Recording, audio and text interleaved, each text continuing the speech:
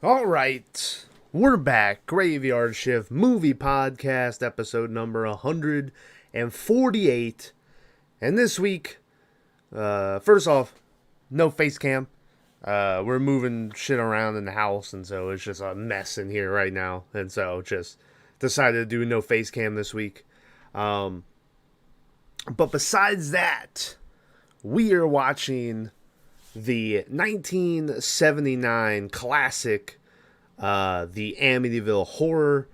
If it's one of those movies that if you say, you're a horror fan or you like horror movies, it's one of those movies I feel like you need to watch. This is my first time ever watching it. I don't think I've ever watched a single Amityville movie because there's like 20 sequels or spin-offs. And there's the remake from '05 that I believe has Ryan Reynolds as the lead. But I don't think I've watched any of it.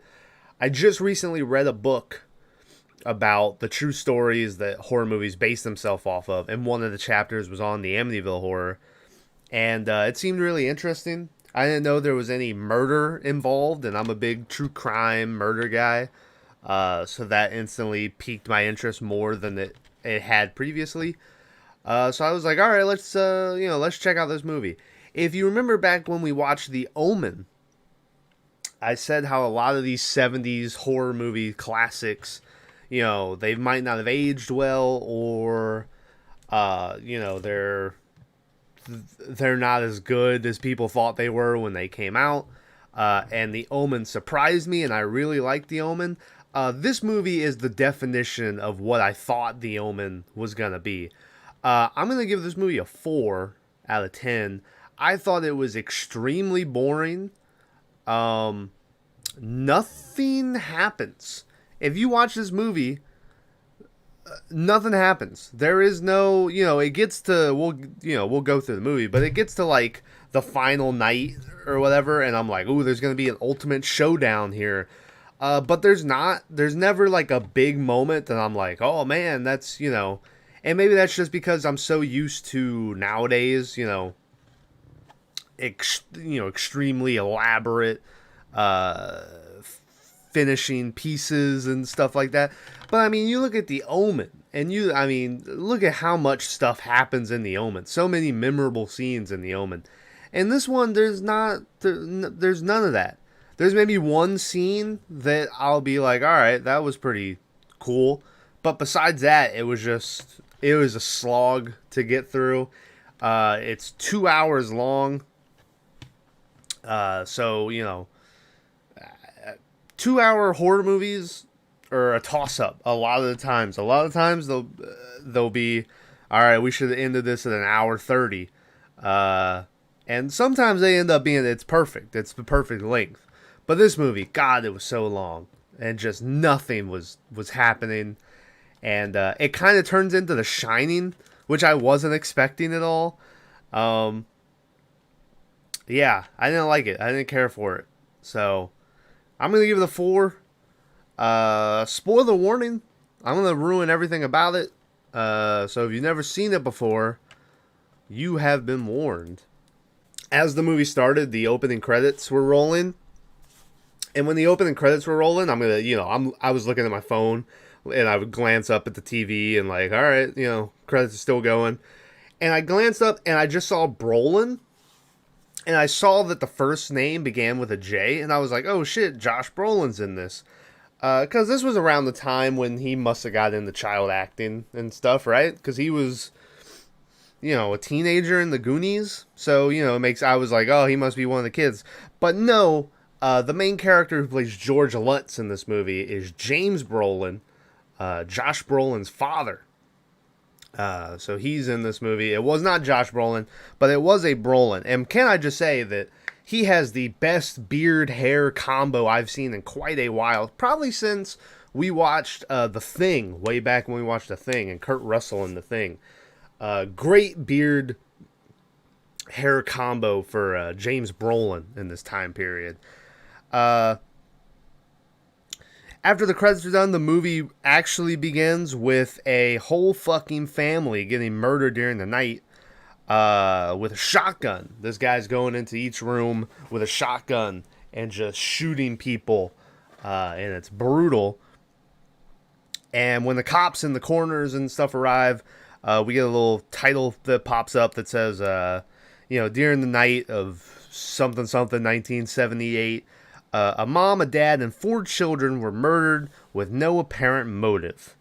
The cop also asked the coroner while he's here, what time do you think the crime took place? And the guy says 3 o'clock or 3:15. And I wrote down, I'm going to guess that's going to come back later. We go 1 year later, and we're introduced to George Lutz and his wife, who I can't remember her name right now, but she's played by Margot Kidder, who I knew she had just died recently, and it was 2018, so it's been 5 years. But suicide, apparently. I was like, Jesus Christ, I didn't know. I didn't know that's what it was. But, so Margot Kidder and James Brolin, and they are house hunting. And they're at the house that the murders took place in. And since, a grisly 6 people murder took place at this house, it's very cheap. It's like $80,000 for this, like, 4-bedroom. There's an attic. There's it's on a lake. There's a dock and and it's this great piece of land. And it's only 80 grand. And I was thinking this is going to be one of those classic, like, they don't tell them, that a murder took place. But no, it ends up being that they knew, they're like, oh man, it's a shame that all those murders happened here. So they know about the murders and everything. And as they're walking through the house, there is a cool part where each time they go in a room, it like crash cuts to the guy busting into that room and murdering whoever was in there from last year. And I enjoyed that. They talk about whether or not they should take the house, like I mentioned, because of the history involved in it. But at the end of the day, they decided $80,000 for all this is too cheap not to take. So they decide to buy it, and we go to a month later where now they're all moved in. It's them. It is 2 sons, a daughter, and a dog. And I saw that dog, and I wrote down in my notes, I was like, oh man, that dog is so dead. Spoiler warning. Dog made it through the whole movie. I was very surprised. I think. Yeah, dog made it through the whole movie. I was very surprised. Especially, like, nowadays, it feels cliche to, like, have the animal live. That's just part of the whole thing.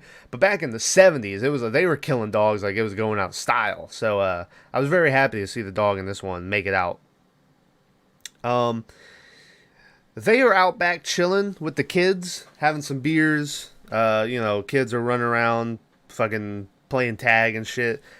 And this priest knocks on the door, and no one answers, so he just comes in. And at first, it looked like how Bill Murray looks nowadays, like old man Bill Murray. And I got excited for a minute, being like, oh man, Bill Murray. And then I remembered, oh wait, this was 79. Bill Murray didn't look like this back then. But he's here because he was, back in the... And still, I think this might be a thing today, amongst religious people. But you buy a new house and you get, like, the father to come in and bless the house. So that's what he's here for. He's supposed to bless the house. So he's looking for George and them. He can't find them. And then he hears some kids laughing upstairs. So he walks all the way upstairs, goes into this bedroom, and he looks outside, and he sees everyone outside playing around and stuff. As he sees them, the door behind him slams shut. And he's like, oh man, fuck was that? So he goes and he looks at the door, and then he turns back to the window, and now the window is just covered in flies, like hundreds of flies. And then he starts to have like a heart attack convulsion thing. He just freezes up and he's like that, he's coughing, and the flies start like crawling on his face. And this goes on for a minute or two, and it's playing like this music that keeps getting louder and louder. And then there's a cool part here where eventually, as this is happening, the door behind him creaks open, and everything, it completely goes silent. All the music drops out, everything. The door just creeps open, and then it just zooms in on his face. And then a fucking demon voice. is like, get the fuck out of my house. And he's like, you don't have to tell me twice. And he just takes off for the door.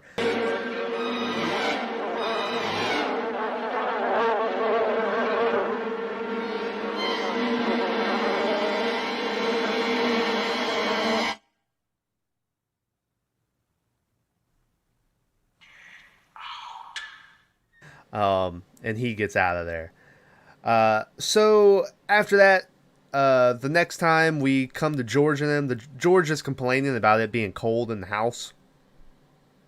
And his wife is like, oh, maybe there's a draft coming up from the basement, you know? And so he's like, all right, let me go. So he goes down in the basement to like look to see if there's any like cracks or a window down there that maybe it's creaking up. And as he's down there, one of his sons just fucking eats shit down the stairs. And it's supposed to be like a jump scare, but it didn't scare me. It was just like, why was this kid? He's like, I think he's like monkey barring his way down the stairs, and he just falls, and like a light bulb busts when he does it. And he hits the ground hard. And George is like, what the fuck are you doing down here, you know? So he puts the kids to bed. And then he goes up to his bedroom, and Margot Kidder is doing ballet moves in her underwear and like this tiny little shirt. Margot Kidder looks very good in this movie, by the way. And I was like, God damn, George, what are we going to do here? And it turns out what they're going to is they just immediately start fucking. And it's the like really cringy 70s banging in a movie where there's no like, you don't see anything. All you see is like her face on his shoulder and her just being like, ah, you know, like it's just, and this crappy love music playing. But anyway, good for George for locking down Margot Kidder in this movie. So they get done, they go to sleep, and eventually George wakes up, and when he turns over to the clock, it says 3:15, and I was like, oh shit, it's already started, you know? So he gets up, and he goes and he stands next to his daughter's room, I believe, and he hears some whispering going on inside, and so he's like, what the fuck? So he goes in, and the whispering, you know, he doesn't see anyone whispering or anything. But he goes and looks out the window that is open, and he sees that his boat dock outside the door is open. It keeps opening and closing.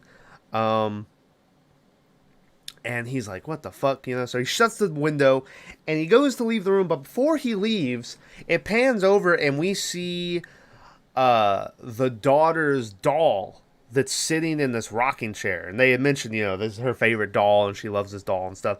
And it is the creepiest looking doll ever. It's way creepier than the Annabelle doll that they made. It looks so creepy. I was like, Jesus Christ. And I don't think they ever show it again in the movie. It was the scariest thing in the whole movie. And they and they never showed it again. So he goes out back, he grabs the dog, and they go to investigate the dock. And everything's all good. He locks everything up again, and he's like, all right, that's weird.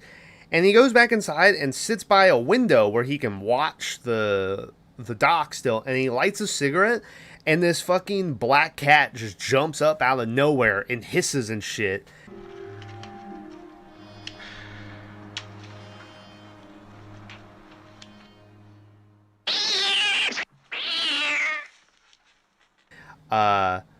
And honestly, I didn't jump, but it registered like, oh man, that scared me. Cause I was so focused on the door in the back. It was a good, out of nowhere scare, if that makes sense.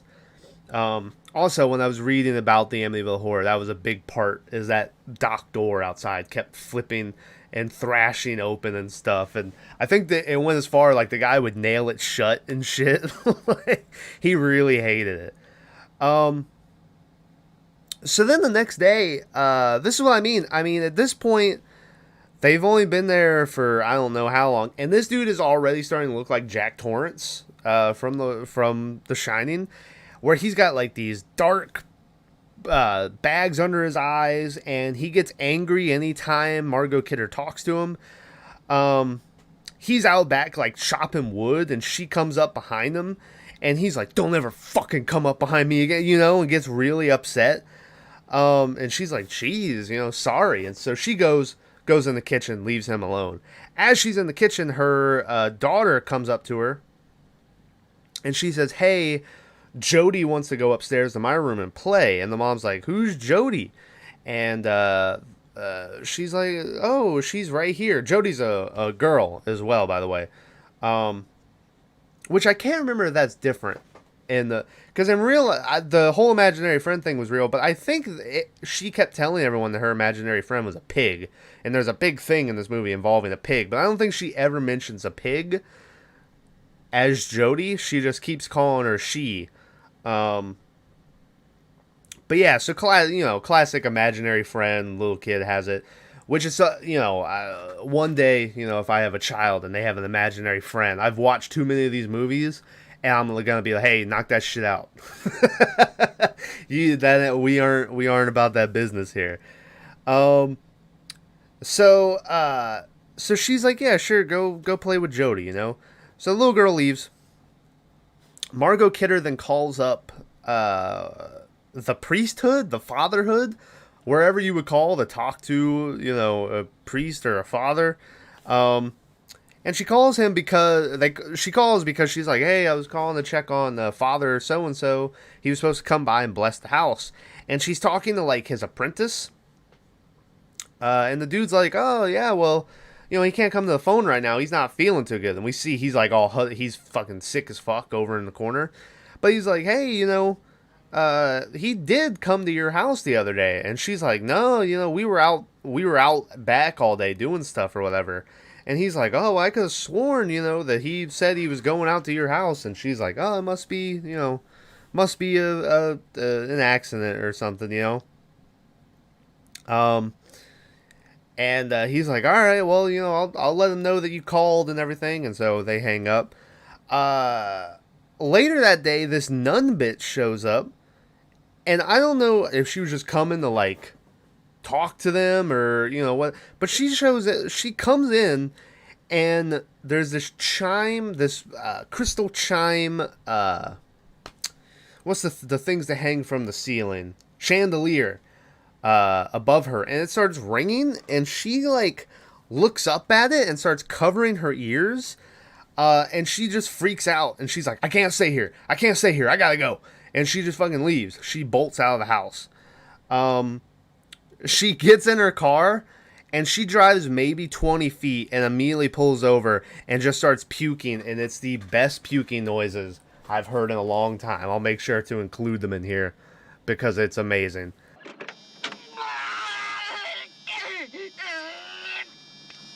We're 5 nights in. The weird thing is, so this is a month later from when they bought the house, but the movie then goes through the trouble of putting in like Friday, night 5, but it's not really night 5 because it's night like 36 because they bought the house a month ago, and they've been moved in for a while.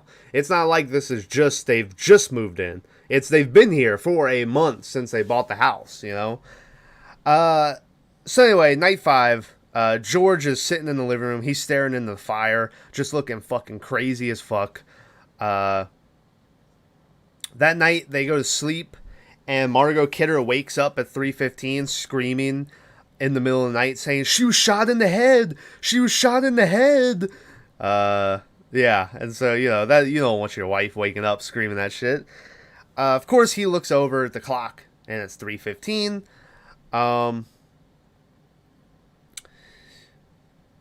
After that, we just go, nothing really happens that night. We then go outside, and there's just this random cool-ass shot of the house, and everything's tinted, like, red and black and shit, and it looked really cool. There was no point in it being in the movie, but it looked really cool, so, I guess I appreciated it.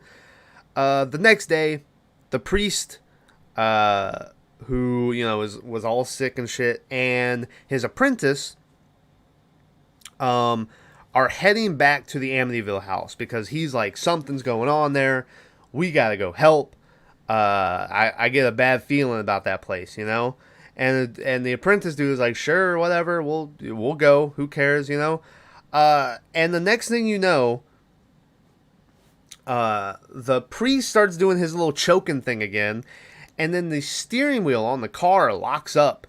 And the hood opens up and flies and blocks the windshield. Everything's going wrong, and they end up driving off the road and into the grass. And eventually, when they stop, the priest looks up and he sees a fly on the windshield. We go back over to the Amityville house, and someone's getting married. I guess it's friends they have are getting married. And this dude is freaking out about having the money for the caterer. It's $1,500 in cash. But the fucking Amityville ghost steals his fucking money. He jacked his pockets, ran up on him in the night.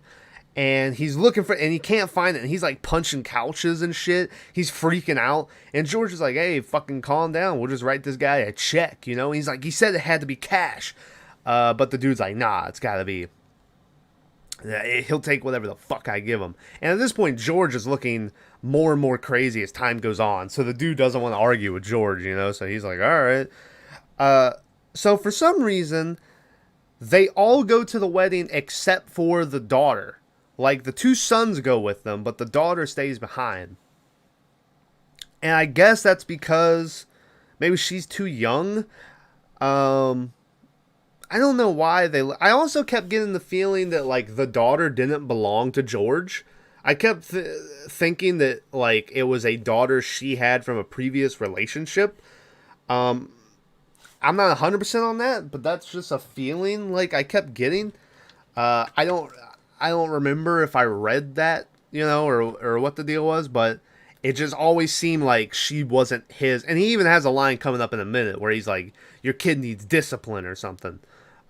So that might be the reason why she stays behind. This is something like it's his family, so he didn't want her fucking bastard daughter. You know, but I hope it's not that, George. I hope you're not being like that. So they leave the daughter at home with a babysitter who has like the fucking classic braces retainer where it's like the wire that goes around her face, like it's the face guard on an old 70s football helmet. And she looks like the little girl from Finding Nemo who constantly knocks on the fish tank. And she leaves her with her. And this girl goes into the closet to like get a blanket or some shit. I don't remember why she went in there, but she goes in and immediately the door slams shut on her and locks. And she can't get it open. So she's like knocking on the door. She's like, hey, Amy, or whatever the little girl's name is, open the door, you know? And I was like, oh, Amy must. But then it pans outside, and sure enough, like the little girl is sitting there on the edge of her bed just staring at the door, and she won't open the door, you know? And so the babysitter inside is getting like increasingly more hysterical about her screaming. She's knocking so hard that her knuckles are bloody now. There's blood on the door and shit. And eventually the fucking light bulb above her goes out and she screams and shit like she just got fucking murdered. So we cut over to the wedding, and George is being confronted by the caterer dude who's like, hey, it was supposed to be money. You know, I don't like checks. Checks bounce and shit. And George looks at him and he's like, listen, you'll take whatever the fuck I give you. And the dude's like, oh. he's like, calm down, buddy. You know, no reason to get all hasty. So he gives the guy a check and he's like, yeah, fuck off. We go over to, this is they eventually leave the wedding. They get back home.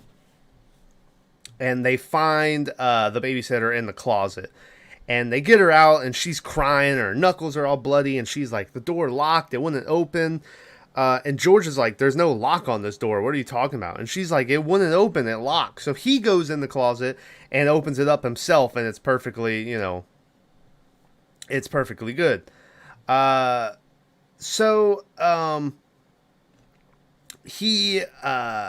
She's like, well, why didn't you open the door? And she starts screaming at the little girl. And they pull her back and they're like, yeah, why didn't you open the door? And the little girl says because Jody wouldn't let her open the door. And this is when the dad flips out and he yells at like the other two kids to get the fuck to bed. This is when he tells the wife that like your kids need discipline and shit. And he's like, this is fucking, ridiculous.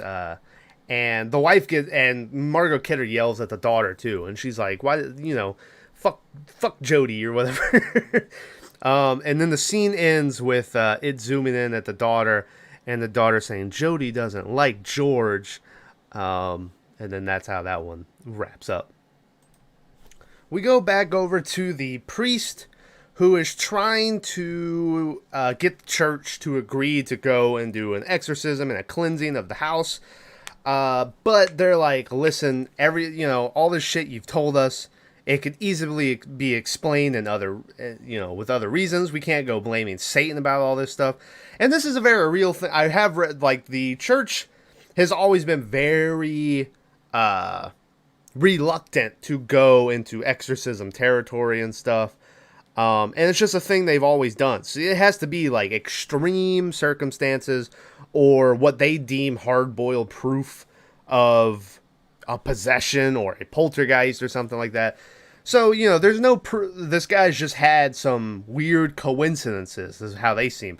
So they're like, listen, we can't fucking do that. And he starts crying, and he's telling him, the faith has always been my life, and you gotta believe me, and those people need us. But they still refuse, and they're like, hey, how about you just go on a vacation? Go see your family, get some time away. You've been stressing, So they basically just shoo him out the door, and they tell him that, just let this whole thing blow over. The next day, these friends come over to visit George. I'm not sure if it's the friends who got married recently.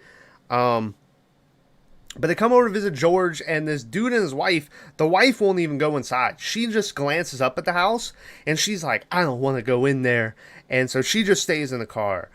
The dude goes to talk to George, who's over here, like, sharpening an axe and shit. And he's like, listen, no one's seen you in days. The caterer called and said that check you gave him bounced. The IRS has been calling. And all this shit. And George and he's like, don't you got any fucking good news to tell me? And he, like, picks up the axe and shit. And the dude's like, yeah, I got your spotlight for your boat. And then George is like, okay. And then when they leave, George turns around and just throws an axe into a tree for no reason, just to be like, yeah, look at that. He's like, that was pretty cool. So after that, they go to, get the spotlight for his boat. We see the two little brothers who have a fishing pole and a fake giant spider like tied up on the end, and they're lowering it down to their sister who's playing in the yard below them. But as they're doing that, the window slams shut on one of their hands, and like blood shoots out and shit. And so everyone in the vicinity starts hearing this kid yell. So eventually there's like 6 people in this room trying to open up this window off of this kid's hand, but they can't get it. And the one guy's like, it feels like it's nailed shut, Eventually they get him free. They take him to the hospital, and as they're coming out, they talk, they go, not one broken bone. That's strange, So that night, they're asleep again. George wakes up, 3:15, and he goes into the room that the priest was in earlier with all the flies and shit, and he's trying to open it's full of flies again. And so he's trying to open the window to let out these flies. But the window won't open. And then the front door just explodes open. Just blows open completely. So he goes downstairs. Him and Margot Kidder, who woke up after this happened, go downstairs to look at the door. They're like, what the fuck happened, And the basement door is the same way. The basement door has been like, it looks like someone's broken through it. So he goes back up to the room full of flies. But now all of a sudden the window is open and all the flies are gone. So at this point they call the cops because they're like, someone must have broke into the fucking house or something. And the cops go through all the shit. They go to the basement door, see that it's all fucked up. And they go into the basement to investigate. And as they're down here, we see the dog is down here in a corner at a wall in the back, like scratching at the wall and whining and shit. But George doesn't seem to care about that. Instead, the dog just keeps whining. And so he's like, shut the fuck up. And the dog stops scratching, he's like, So the cops are like, listen, there's nothing we can do. It doesn't look like anyone broke in through the door. They would have had to come in through the basement to do that, and it just doesn't make sense. So they're like, we don't know what to tell you. So the next day, Margot Kidder is talking to her daughter about Jody and asking her what her and Jody talk about. And the little girl's like, oh, me and Jody tells me things. And she's like, well, what does he tell you? And she goes, Jody tells me about the little boy who used to live in my room, but he got hurt and he died. And the little boy wants them to stay here forever. And he hopes that they never leave so they can play together for forever. Afterwards, she calls the priest again. This time she calls directly to the father who, has been there. And we see he's all sad and shit. And he answers the phone. But on her end, it's just all static. She can't fucking hear him. Also, on his end, he starts doing that choking thing again, where he gets all choked up. He's gets convulsions and shit, and he can't talk. She hangs up the phone. Someone rings the doorbell, and she goes to answer the door, and it's just this dude who has a 6-pack of beer, not like abs, but just a 6-pack of old style. And he's like, hey, I came to, invite you to the neighborhood or something. But he's been here they've been here like 2 months at this point. And the phone rings again. She's like, hold on, I'll be right back.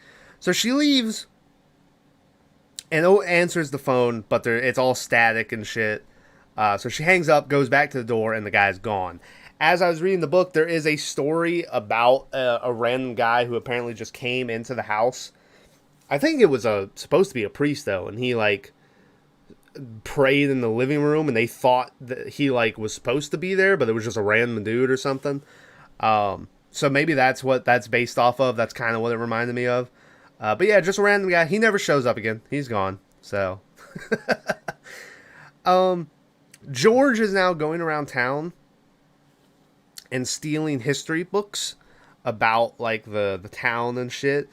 And he goes to a bar to talk to the buddy who he talked to earlier when he threw the axe in the tree. And as he's sitting there, the bartender turns around and, almost drops everything he's holding and his, onto the ground. And he's like, you look exactly like that kid looked when he got arrested in here. And George is like, who the fuck are you talking about? And the guy's like, that kid who murdered his family at 1727 Lane or whatever. And he's like, what, So he gets all upset. He's all flustered. His friend is trying to talk to him. And eventually the friend says something like, you need to get your shit together. And George fucking punches him across the face. And then he's like, oh my God, I'm so sorry. I don't know what came over me. And the guy's like, it's fine, but can we talk now? And he's like, yeah. And so they head to the back of the bar so they can talk about, what they found. Back to Margot Kidder. She hears her daughter in her room singing, so she goes in. And there is a cool shot here of as she's opening the door, we see the daughter in her rocking chair rocking back and forth. And then there's an empty rocking chair in front of her, but it's also rocking back and forth. But it stops as soon as the mom opens up the door to come in. And so she's like, who are you singing to in here? And the little girl's like, oh, Mom, you scared Jody. She went out the window now. And the mom's like, oh, well, she went out the window. I better go check on her. And so she goes and walks over to the window. And as she looks out, we hear an oink, oink. And then she looks up and there's two big red eyes staring at her outside and moving around and shit.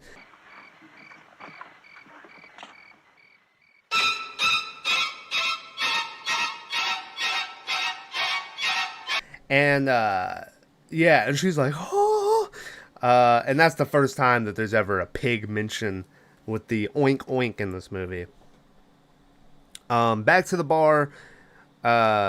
It's It's George, and it's the friend and his wife who has showed up at some point. And they're looking through this book of shit. And eventually they find this thing that this dude practiced witchcraft and devil worshipping, apparently built his ritual hut or whatever on the place where their house was built. The friend who got punched is angry that she's mentioning all this shit. And he's like, listen, there's logical stuff that's happening at your house. It's just you're under a lot of stress. How about you and Kathy or whatever go out and have dinner, and we'll babysit the kids, and you can get away from the house for a couple hours, and have time to decompress. And when you come back, we can talk about more logical stuff. And so George is like, yeah, all right, let's do that, Excuse me. So they go back to the house, and George goes inside to talk to the wife, and she's telling him what she saw outside with the red eyes and stuff. But George is like, listen, it's probably a cat. He probably climbed up the ivy on the side of the house, and that's what you saw and shit, And she's like, no, George, I'm telling you, something's going on in this house. The two friends, the wife is now compelled to go inside the house. After the last time she was here, she didn't even want to step inside. It's like something overcomes her body. And she's like, I have to go in. I have to go in there. And so she goes in, and she is pulled down into the basement where they find the dog, who still is scratching at that door or that wall. And he's been scratching so long, his paws and his nails are bloody. He's, And so the guy is like, oh my God, and he takes the dog and he's like trying to clean up his paws. The wife, though, is like, it's here. There's people buried in the walls here. So she grabs a fucking pickaxe and just starts slamming into the wall and to bust it open. George hears all this, so he comes down and he's like, what the fuck are you doing in my house? And she's like, listen, George, this is where, people are buried in these walls. This is where the stuff happens. And George is like, yeah, you're right. There's something behind these walls. So he takes the pickaxe and starts hitting it, and finally ends up revealing a whole different room that has this red tent in it. And he has this amazing shocked, scared face. And then we see a holographic vision of his face looking back at him in the red room. That apparently was his brother, that they just put a beard on it. So, but it was amazing. And I was like, what the fuck is going on? This also true part, they found another room that was hidden in the basement. Like, same thing, busted down the wall. And there was a whole different room down in the basement. So this was all real. But yeah, then the friend's wife starts staring into the red room, and she gets like possessed, and her voice starts getting distorted, and she's talking about this is a passage to hell. And she starts screaming. As she's screaming, it intercuts with the priest at his house, and he's like holding his head together. And so eventually they leave the basement and they go upstairs, and they see that in the living room, their cross has been turned upside down. They take the cross off the wall and they start walking around the house and being like, get out of here, bless this house, doing their own sort of, exorcism, cleansing. But they have to stop eventually when Margot Kidder's hand like starts burning, and she gets burn marks and shit on her hand from where she was holding the cross. And so that's the end of that night. After that, we go back to the priest, who still is all sick and stuff, but he has gone to church, and he's there to pray for the Lutz family. He's inside doing a sermon for them, and he's being like, God, protect these people, give them the strength to overcome what that house is doing to them. And as he goes on, he gets progressively more angry and vocal. And eventually he's screaming, like at the top of his lungs, to protect these people, give them faith. And the statue of an angel is cracking above him. It's breaking. And eventually, like, its face falls off of the angel and hits the father in the head. And his apprentice dude comes over and holds him. And the father's like, I can't see. I'm blind. And so now the priest dude is blind. And all this reminded me of is there's a Zach Bagans from Ghost Adventures has a documentary called Ghost House, if you haven't seen it, where he buys this house that is supposedly the most, documented haunting in the world or something. And he stays the night there, and this goat thing like comes and touches. And anyway, and at the end he's like, yeah, my vision, I have to wear these special prism glasses now. I can't see or whatever. And me and Tyler always make jokes about the prism glasses anytime something like this happens. So we go back over to George and them. He wakes up 3:15. You know the deal by now. And this time he hears a fucking marching band in his living room. And so he goes down to investigate, but there's no one there. So he starts freaking. Oh, also he like trips up and falls down. And he's like, what do you people want? This is my house, Yeah, and he's screaming. Eventually, Margot Kidder wakes up, and she goes into her daughter's bedroom, and she sees George standing over her daughter with an axe, and he's fucking murdered her. And then he comes at her and sticks the axe in her head, but she wakes up. It was a nightmare. So she now gets out of bed for real and goes down in the living room to see George, who's sitting by the fire. As he's down there, he yells, my God, I'm coming apart. My God. Yeah, it was great. So this is when we see he's got a bite wound on his leg. That's why he fell down earlier. Something fucking bit his ass. This is when he goes full Jack Torrance. He's like, stop fucking bothering me. Get the fuck out of here. She's like, why don't we just pack up our stuff and leave? And he's like, you always wanted a house, and now you got it, so why don't you shut the fuck up? And she calls him a bastard, so he gives her a smack on the face. He just slaps the shit out of her. And she's like, oh, and she, goes and runs away. And keep that point in mind where he just slapped the shit out of her for a line that he delivers later. So the next day, Margot Kidder goes to find the apprentice of the priest dude and ask him for help, but he's like, listen, it's out of my hands, bitch. So he's like, nothing I can do. So Margot Kidder leaves. He then gets in his car and goes to visit the priest, who now is sitting in like a courtyard in a robe and just looking all sad and depressed and shit and just staring off into space, and he won't talk. And also during this whole thing, the police chief is like following the guy around because he wants to know what's happening to the priest. But from my recollection, that never comes back. So that's just a kind of thing I think this might be the last time you see the priest in the whole movie. The wife then goes to the library and looks up a newspaper clipping of the report of the murders in the house. And as she does that, she sees a picture of the guy, and it looks exactly like George, like identical. Now here's the thing. I'm pretty sure it's a boy who murdered the family in real life. I think he was supposed to be like 16 or something. It is a true story that as George Lutz in real life was at a bar, the bartender was like, you look exactly like that kid did or whatever.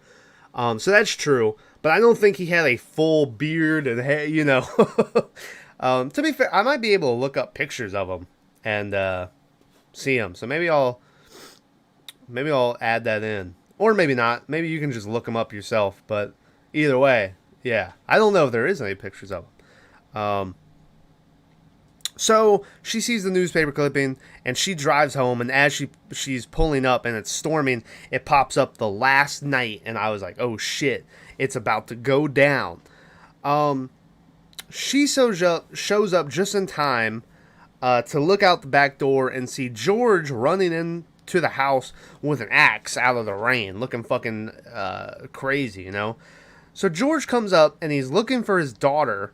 As George, we cut over to George, and as he's walking in, he looks up at the daughter's bedroom, and he sees a pig staring out at him from the daughter's bedroom. So he goes inside, And now there's blood and shit leaking out of the stairs. And the two brothers have locked themselves in the bathroom because they're afraid. And legit, this movie just goes all the way with the Shining shit, where he starts chopping down the door with the axe. Margot Kidder then jumps on his back and tries to stop him, but he knocks her off, and he takes the axe, and it looks like he's about to fucking kill her. Also, Margot Kidder at this point has, like, granny skin and looks like she's aged, like, 40 years. And he takes the axe and sticks it in the floor next to her. And he, like, grabs her, and he's like, oh, Kathy, you know. He's like, I would never hurt you. And I was like, remember when you just slapped her 15 minutes ago? Are we supposed to forget about that? Next thing you know, a fucking, like, earthquake starts happening, and windows are getting blown open in the house. The stairs are a mess of blood. They grab the daughter and the two brothers. They run to the front door. They're trying to get out, but it's locked. But eventually they are able to get it open. They get to the van. There's a fake out of, oh man, where are the keys? But it just ends up being in Margot Kidder's jacket pocket. So they start the van. They're driving, or they start to drive off, but then the girl is like, what about the dog? I don't remember the dog's name. And I was like, oh yeah, what the fuck about the dog? So it looks like George is like, too bad. And he goes driving off, but he parks them all the way down at the end of the street, and he gets out and runs back in to go get the dog. He falls through the stairs and lands in like this pile of goo in the basement. And the dog is there, and it looks like at first the dog is attacking him. And I thought, man, that's going to be some sick shit if they turn the dog evil and now he's going to have to kill the dog.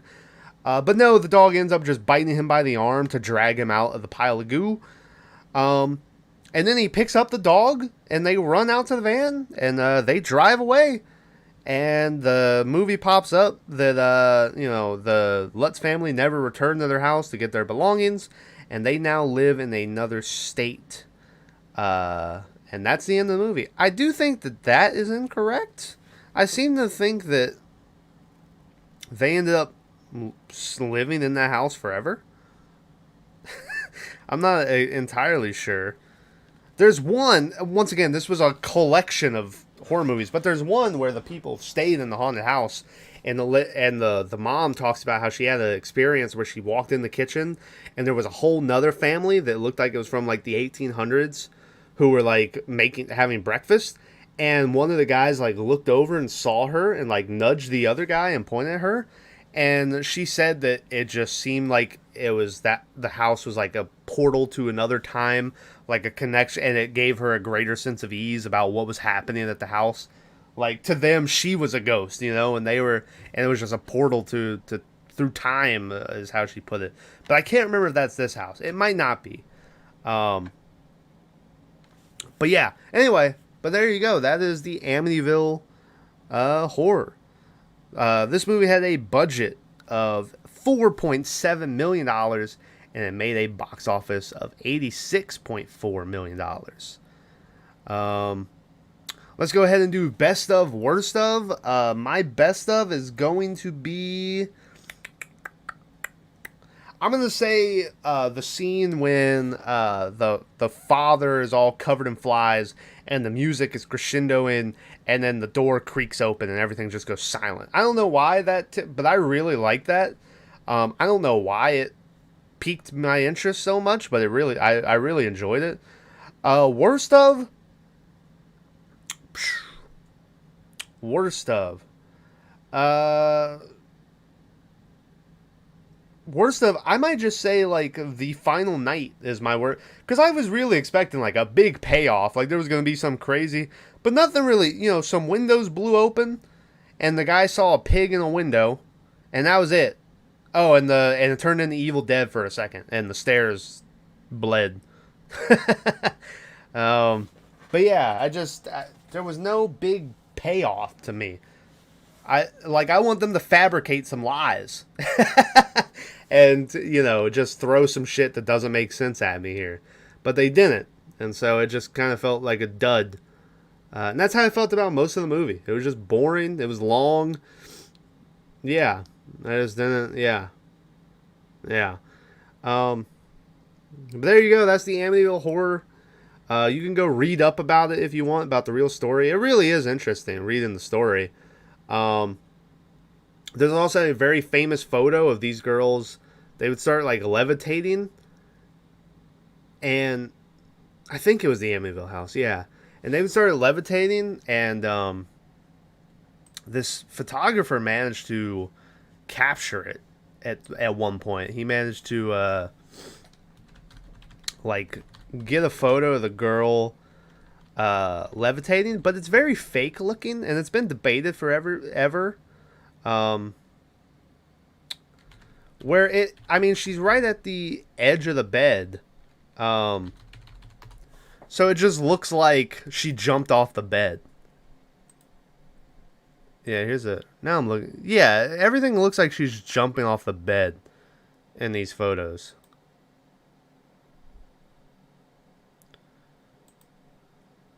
Yeah.